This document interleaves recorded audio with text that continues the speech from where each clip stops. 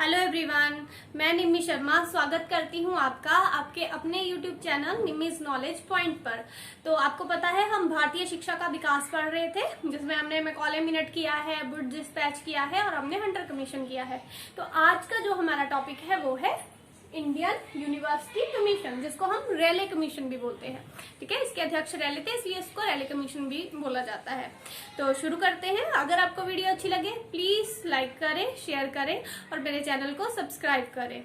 तो आइए देखते हैं रेले कमीशन क्या था। और देखो, रेले कमीशन जो है ना वो 1902 में आया है। तो इस टाइम पे अब हमारे जो गवर्नर जनरल है वो वायसराय में चेंज हो चुके हैं। ठीक है, वायसराय में चेंज हो चुके हैं और इस समय पे हमारा वायसराय कौन है? Lord Curzon. लॉर्ड कर्जन जो है वो 1899 में आए थे वायसराय बन के भारत के। और जब भी आप लॉर्ड कर्जन का नाम सुनेंगे ना तो आपको सबसे पहले याद आएगा बंगाल का विभाजन। बट बंगाल का विभाजन ही एक चीज नहीं है, इन्होंने भारत की शिक्षा के लिए भी बहुत कुछ किया है। पॉजिटिव और नेगेटिव वो तो साथ साथ ही चलता है, बट बहुत इन्होंने कोशिशें की है भारत में शिक्षा के विकास के लिए। तो उसी का जो फर्स्ट स्टेप था वो ये था। सबसे पहले ये कमीशन की शुरुआत कहाँ से होती है? लॉर्ड कर्जन जो है, जब ये वायसराय बनकर आते हैं तो ये देखते हैं कि भारत में शिक्षा का जो स्तर है ना वो बहुत निम्न स्तर है। ठीक है, शिक्षा का स्तर सही नहीं है, उसको ऊंचा उठाने की जरूरत है। और खास करके जो यूनिवर्सिटीज है ना वो अपना काम ढंग से नहीं कर पा रही है। बोला उनमें बहुत सारे दोष है। तो लॉर्ड कर्जन ने बोला कि इन दोषों को पहले हमें दूर करना है, पहले इन जो ये दोष है ना इनको दूर करना है और यूनिवर्सिटी के कार्य क्षेत्र को हमें आगे बढ़ाना है और इसका हमें पुनर्गठन करना है। तो उसमें इन्होंने सबसे पहले क्या किया? इन्होंने एक शिमला में कॉन्फ्रेंस बुलाई, शिमला में एक सम्मेलन बुलाया जिसमें बहुत बड़े बड़े विद्वान थे, विश्वविद्यालयों से भी बहुत सारे लोग यहाँ पर आए हुए थे, उनके साथ विचार विमर्श किया गया। तो शिमला सम्मेलन कब बुलाया इन्होंने? 1901 में। 1901 में इन्होंने लॉर्ड कर्जन की अध्यक्षता में एक शिमला में सम्मेलन हुआ है। ठीक है, उसी की अनुशंसा पर फिर रेले कमीशन आया है। तो ये क्वेश्चन एग्जाम में पूछा जाता है कि जो इंडियन यूनिवर्सिटी कमीशन आया था 1902 में किसकी अनुशंसा पर आया था? तो वो शिमला सम्मेलन की अनुशंसा पर आया था और जिसको लॉर्ड कर्जन ने जिसकी अध्यक्षता की थी 1901 में। 1901 में ये शिमला सम्मेलन होता है, बातचीत होती है, बात की जाती है क्या दोष है, क्या करना चाहिए। फिर उसके बाद लॉर्ड कर्जन जो है वो इंडियन यूनिवर्सिटी कमीशन की स्थापना करते हैं। ठीक है, कब स्थापना करते हैं? 27 जनवरी 1902, 27 जनवरी 1902 को। ठीक है, तो इस दिन स्थापना की जाती है, इस्टेब्लिशमेंट की जाती है किसकी? इंडियन यूनिवर्सिटी कमीशन की, जिसको हम रेले कमीशन भी बोलते हैं। क्यों? क्योंकि इसके जो चेयरमैन थे वो थॉमस रेले थे। ठीक है, इसके चेयरमैन थॉमस रेले थे, इसीलिए हम इसको क्या बोलते हैं? रेले कमीशन भी बोलते हैं। तो इसको क्यों पहले लाया गया, इसके क्या कारण थे इसको लाने के? तो सबसे पहले इसके ऑब्जेक्टिव्स में हम देखते हैं। देखो, सबसे फर्स्ट है विश्वविद्यालय की स्थिति व उन्नति की जांच करना और सुझाव देना। ठीक है, विश्वविद्यालय जो भी हमारी यूनिवर्सिटीज है, जैसे कि मैंने आपको बताया था कि वुड्स डिस्पैच आया है और वुड्स डिस्पैच के आने के बाद उन्होंने विश्वविद्यालय की स्थापना की बात की थी। तो 1857 में कलकत्ता में विश्वविद्यालय बनाया गया था, मद्रास में और बॉम्बे में, ये तीन आपको बताए थे। फिर उसके बाद हंटर कमीशन के बाद मैंने आपको बताया था कि इलाहाबाद और पंजाब में विश्वविद्यालय। तो बोला कि सबसे पहले तो विश्वविद्यालयों की जांच होनी चाहिए। देखो, ये विश्वविद्यालय बने थे लंदन विश्वविद्यालय के मॉडल के ऊपर।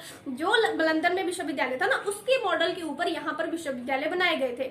बट जो लंदन विश्वविद्यालय था ना उसको तो मॉडिफाई कर दिया था इन्होंने इसका पुनर्गठन कर दिया था 1898 में लंदन विश्वविद्यालय का। वहां पे अब इन्होंने सिर्फ प्रबंधन का या और काम नहीं दिए थे, एग्जामिनेशन का काम नहीं दिया था, उसको इन्होंने शिक्षा का काम भी दिया था। बट भारत में वो विकास नहीं हो पाया था, भारत में वो पुनर्गठन नहीं हो पाया था। इसलिए अब क्या होता है, यहाँ पे भारत में भी विश्वविद्यालय की स्थिति का पता लगाने के लिए और उसकी उन्नति की जांच करने के लिए और सुझाव देने के लिए स्पेशली ये इंडियन यूनिवर्सिटी कमीशन जो है इसका गठन किया गया था। सेकंड, इसमें क्या था? शिक्षा के स्तर को ऊंचा उठाना। बोला जब लॉर्ड कर्जन आए भारत तो उनको लगा कि नहीं, भारत में शिक्षा का स्तर सही नहीं है, बहुत ही लो है। तो उसको ऊपर उठाने के लिए इन्होंने इसकी स्थापना की, इस कमीशन की। तीसरा, विश्वविद्यालय के प्रशासन का पुनर्गठन करना। बोला वहां पे बहुत सारे सिंडिकेट, सीनेट होते थे ना, बहुत सारे प्रबंधनकारी होते थे, सीनेट बोलते हैं जिनको। फिर उसके बाद सिंडिकेट जो वहां का प्रशासन होता था ना, जो विश्वविद्यालय का प्रशासन होता था, जो पूरी ऑर्गेनाइजेशन थी, तो उनका बोला पुनर्गठन करने की जरूरत है। उन पर भी ना थोड़ा मतलब शिकंजा कसने की जरूरत है, उन पर थोड़ी सख्ती करने की जरूरत है। लास्ट था बोला जो संबंध दिए गए महाविद्यालय हैं उन पर भी सख्ती से निरीक्षण करने की जरूरत है। मतलब जिनको एफिलिएशन दी गई है, जिन महाविद्यालयों को एफिलिएशन दी गई है ना, उनका भी थोड़ा सा सख्ती से निरीक्षण करने की जरूरत है ताकि वो अपना काम सही से करे। तो ये तो उद्देश्य थे, ये इसके उद्देश्य थे, ऑब्जेक्टिव्स थे। ठीक है, ये ऑब्जेक्टिव्स थे। उसके बाद देखिए ये जो इंडियन यूनिवर्सिटी कमीशन है 1902 में जो आया है, इसमें 2 मेंबर भारतीय भी थे। जब ये बनी ना, जब ये कमीशन बना, जब ये आयोग बना, लॉर्ड कर्जन ने इसको बनाया, तब उसने इसमें कोई भी भारतीय नहीं रखा, जिसकी वजह से बहुत इस कमीशन का विरोध शुरू हो गया, बहुत ही ज्यादा। तब देखिए उसके बाद फिर सैयद हसन बिलग्रामी जो थे, इनको शामिल किया गया, बट फिर भी क्योंकि ये मुसलमान थे तो फिर हिंदुओं ने विरोध शुरू कर दिया। तो फिर उसके बाद क्या होता है, यहाँ पर गुरुदास बनर्जी जो है उनको भी शामिल कर दिया जाता है। तो 2 भारतीय हो जाते हैं इस कमीशन में। ठीक है, गुरुदास बनर्जी और सैयद हसन बिलग्रामी 2 यहाँ पे भारतीय हो जाते हैं। उसके बाद देखिए इसकी रिपोर्ट कब दी है इसने, तो इसकी रिपोर्ट इसने दी है, कमेटी ने अपनी रिपोर्ट जून 1902 में पेश की है। ठीक है, इस कमेटी ने अपनी जो रिपोर्ट है वो कब दी, जून 1902, जनवरी में इसकी स्थापना होती है, इस्टेब्लिशमेंट होती है, और ये जून में अपनी रिपोर्ट पेश करते हैं। जो इनकी रिपोर्ट आती है ना, उसी रिपोर्ट के हिसाब से फिर इंडियन यूनिवर्सिटी एक्ट जो है 1904 उसको पारित किया जाता है। तो क्या इसकी रिकमेंडेशंस थी वो हम देखेंगे। सबसे फर्स्ट जो थी बोला विश्वविद्यालयों का पुनर्गठन। सबसे फर्स्ट जो पहला काम तो इन्होंने यही बोला कि जो यूनिवर्सिटीज है लंदन यूनिवर्सिटी के मॉडल पर बनी है, बट लंदन यूनिवर्सिटी को तो मॉडिफाई कर दिया गया, उसका तो पुनर्गठन कर दिया गया। ठीक है, बट इसको नहीं किया गया। यहाँ की यूनिवर्सिटीज तो उसी के मॉडल पर, पुराने मॉडल पर ही चल रही थी। तो सबसे पहले तो बोला विश्वविद्यालय का पुनर्गठन करेंगे। इनको प्रबंधन एग्जामिनेशंस के साथ साथ जो एग्जामिनेशंस ये कंडक्ट करवाते थे उसके साथ साथ जो एफिलिएशन ये महाविद्यालयों को देते थे उसके साथ साथ शिक्षा का भी काम इनको दिया जाएगा। तो अब विश्वविद्यालय क्या करेंगे, पढ़ाई भी करवाएंगे, जैसे आज के विश्वविद्यालय करवाते हैं ना। विश्वविद्यालय में पढ़ाई भी होती है, सिर्फ वो एफिलिएशन ही थोड़ी देते हैं, डिग्रीज भी देते हैं वो, मतलब पढ़ाई भी होती है वहां पे। ठीक है, कोर्स भी होते हैं वहां पे। तो विश्वविद्यालयों का बोला पुनर्गठन करेंगे। सिर्फ इनका काम एग्जामिनेशन कंडक्ट करवाना या एफिलिएशन देना ये सब चीजें नहीं होगा, शिक्षा भी प्रोवाइड करवाएंगे। ये इनके स्तर को थोड़ा ऊपर उठाया जाएगा। दूसरी बात यहाँ पे सीनेट एंड सिंडिकेट का पुनर्गठन, तो उसका थोड़ा सा हम देखते हैं, थोड़ा सा मैं बताती हूँ आपको।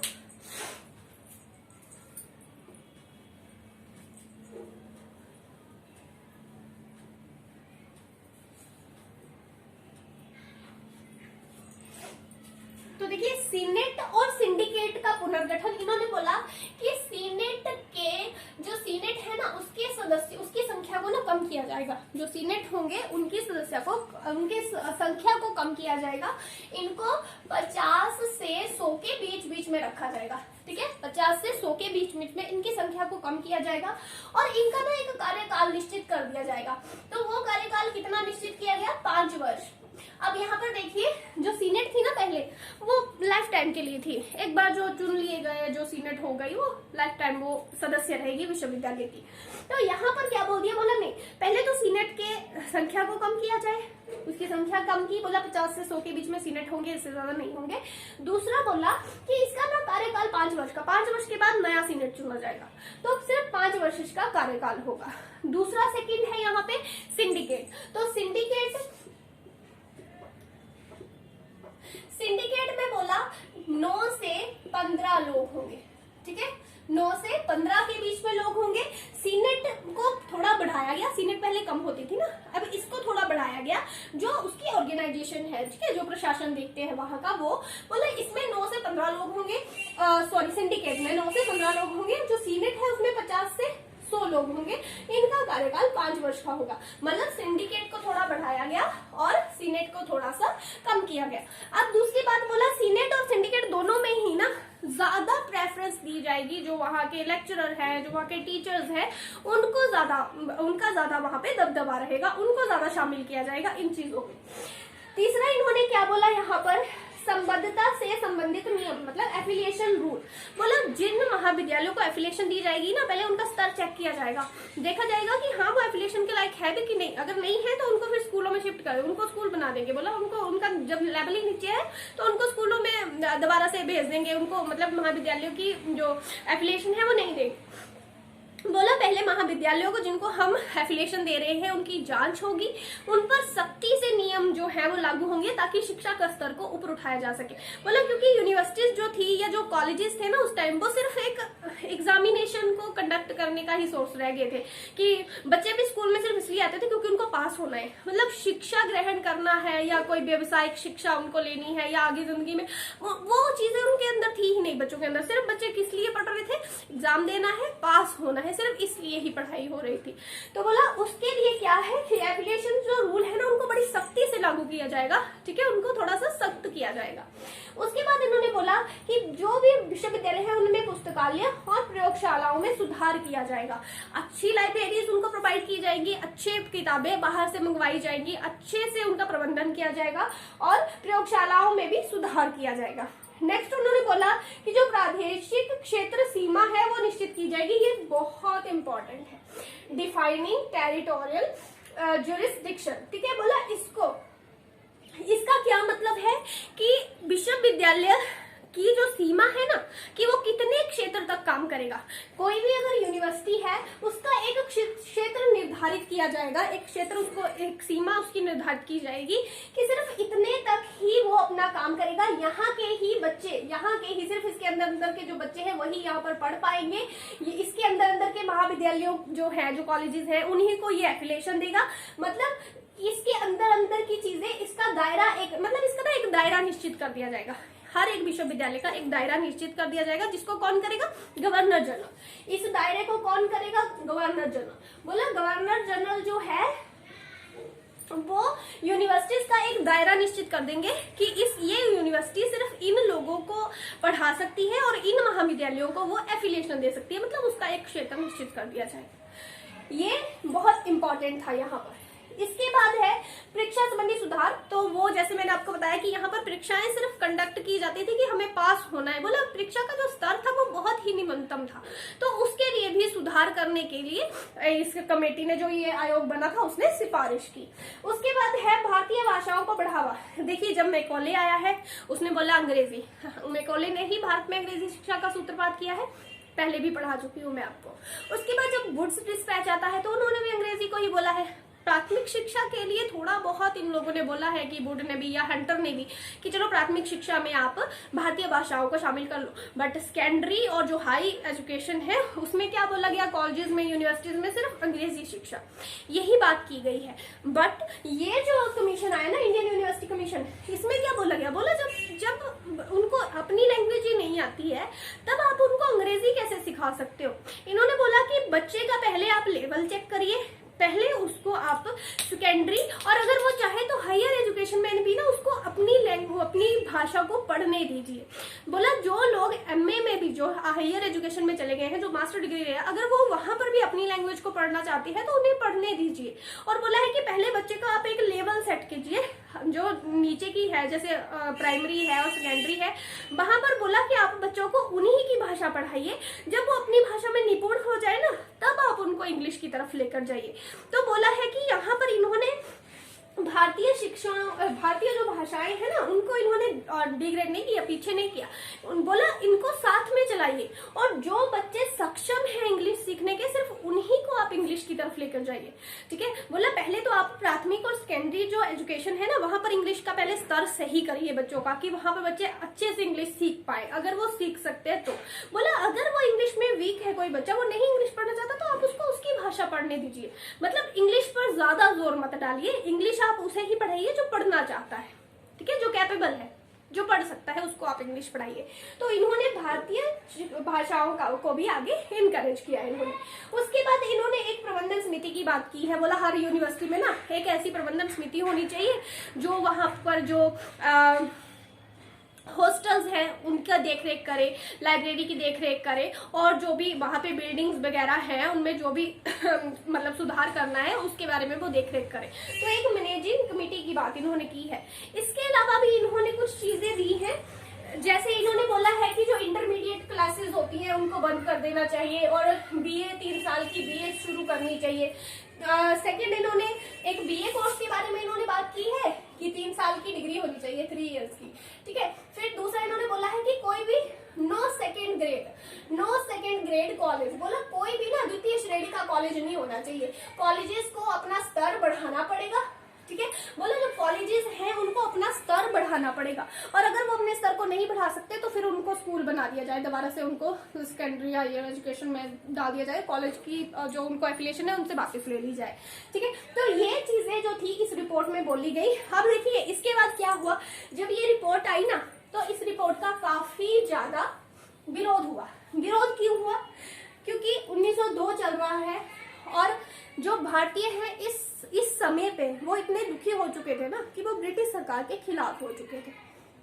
वो कुछ ब्रिटिश सरकार अगर कुछ अच्छा भी करने की कोशिश करेगी तब भी उनको शक होगा, क्योंकि ब्रिटिश सरकार ने उनके मन में, मतलब जैसे आपको पता है मैकॉले लेकर आया था अंग्रेजी शिक्षा, भारतीयों को उन्होंने कितना भारतीय भाषाओं को उन्होंने पीछे छोड़ दिया, बिल्कुल ही खत्म कर दिया।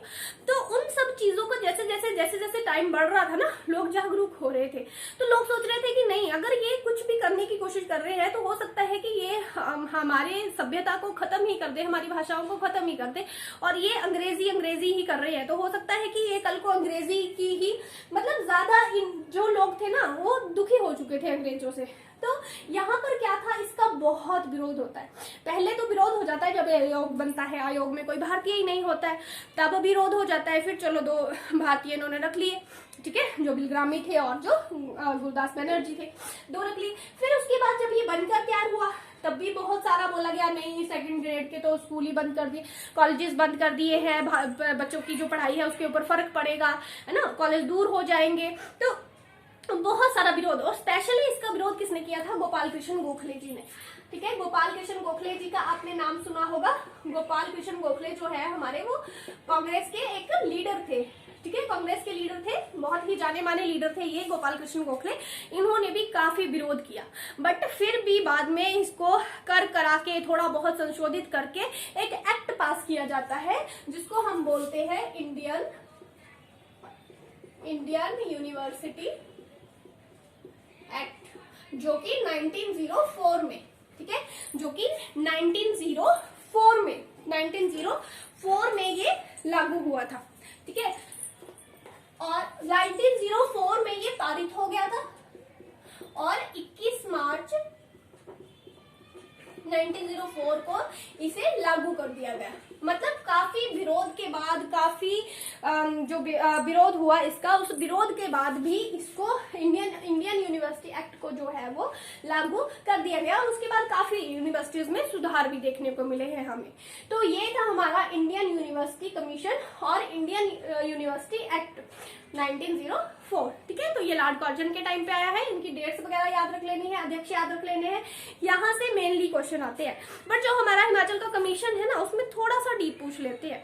अगर तो आपको टेट में आ रहा है ना यहाँ से क्वेश्चन, तब तो आपको टेट में सिर्फ क्या पूछ लेंगे, कमीशन के अध्यक्ष पूछ लिए, किस वायसराय के टाइम में आ गया ये पूछ लिया, फिर किस सम्मेलन की अनुशंसा पर, तो शिमला सम्मेलन हुआ था 1901 में, ठीक है, और ये कब आया है तो 1902 में आया है। अगर एक्ट के बारे में पूछेंगे 1904 आया है, तो मतलब टेट में तो सिंपल, बट जो कमीशन है उसमें थोड़ा सा घुमा फिरा के पूछ लेते हैं, तो फिर आपने पूरा थोड़ा सा एक बार इसको ध्यान से कर लेना है, ठीक है।